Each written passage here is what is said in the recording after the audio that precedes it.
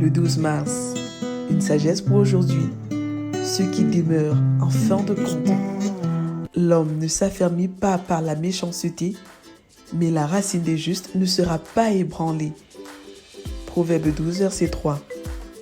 Dans ce verset, le sage met en scène le méchant et le juste, la méchanceté et la justice, et parle de ceux qui demeurent en fin de compte.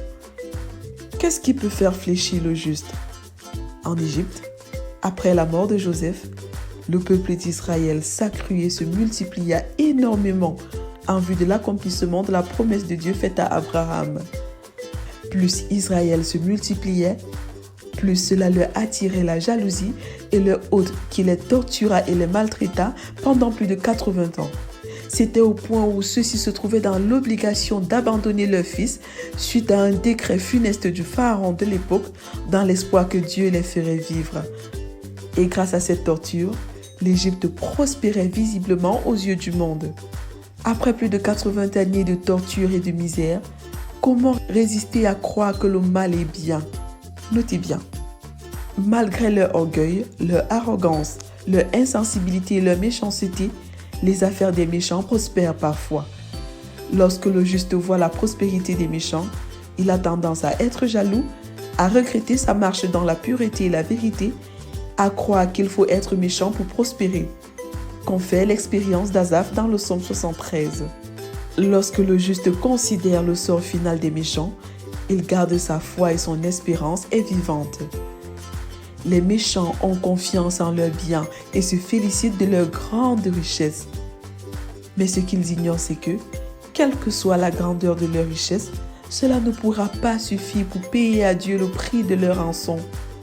Psaume 49, versets 7 à 9.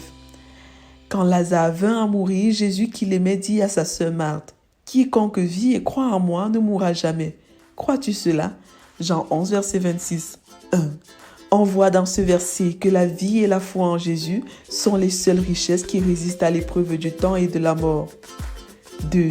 Jésus fit cette déclaration à Marthe pour la rassurer de son identité en tant que le Dieu de la vie qui n'est ébranlé par quoi que ce soit. 3. Quelque temps après, il ressuscita Lazare pour confirmer son pouvoir sur la mort et pour raviver la foi et l'espérance de Marthe et de Marie. Vérité.